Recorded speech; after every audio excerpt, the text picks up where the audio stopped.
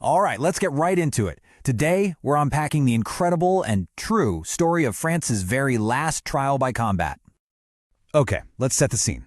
The date is December 29th, 1386. It's a cold day in Paris, and I mean, everything is on the line.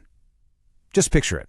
You've got this formal field of combat, the king and his entire court are watching, and two men, they're about to settle a legal case, not with words, but with swords and lances, to the death. So who are these guys? Well, on one side, you have Jean de Carrouges. He's a respected knight, and he's there fighting for his wife's honor. And on the other side, Jacques Le Gris.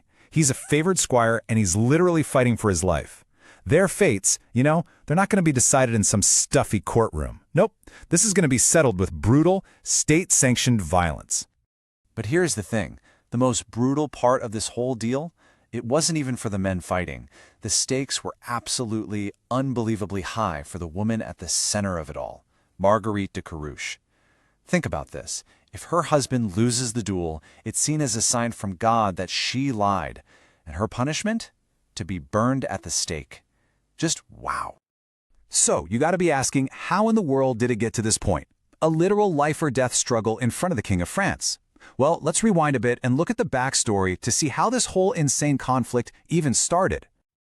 Okay, so the whole thing kicks off with a really direct, really serious accusation. And for that time period, it was incredibly dangerous to make. The knight's wife, Marguerite, comes forward and says that Jacques Le Gris raped her. You have to understand, in an era where a woman's word was often just flat-out dismissed, for her to make this claim publicly, that was a huge, incredibly courageous act.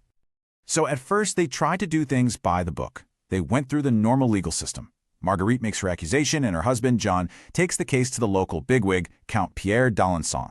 But of course, there's a catch. A big one. The Count just so happens to be a patron and a really close friend of the accused, Jacques Le Gris. So, surprise, surprise, the case gets dismissed, just like that. And the Carrouges family? They're left with absolutely no legal options. So, what do? The courts have failed you. Your family's name and honor are on the line. Jean de Carrouges decided to take a drastic, ancient, and really a final step. He appealed for what's called a trial by combat. And look, this isn't just some brawl in an alley. It was a formal judicial duel. The outcome itself was the verdict. It was seen as a direct judgment from God. The thinking was pretty simple.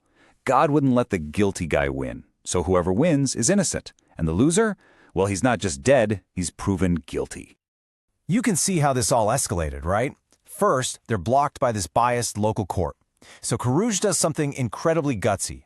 He goes right over the Count's head and appeals directly to the King of France himself, Charles VI. And get this, after hearing the case, the king actually agrees. He sanctions the duel, basically setting the stage for God to step in and make the final call. And that brings us right back to where we started. That field in Paris, December 29th, 1386. History is about to be made, and a life, or really multiple lives, are about to be decided. So you've got this huge crowd watching. The king is there, and the duel begins. It was a brutal, nasty, drawn-out fight. And you can just imagine what everyone was thinking.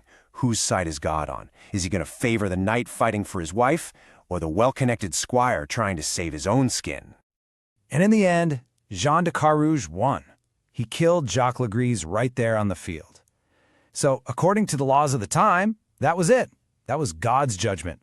Marguerite's story was confirmed as true, her honor was restored, and Le Gris was, posthumously declared guilty. Now, this is a really important point, and it's what makes this whole event such a landmark. I mean, people kept dueling for centuries after this, but this was the last officially recognized judicial duel in France.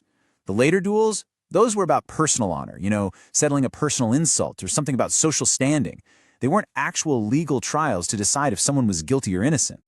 But the story doesn't just end there in 1386. Not at all.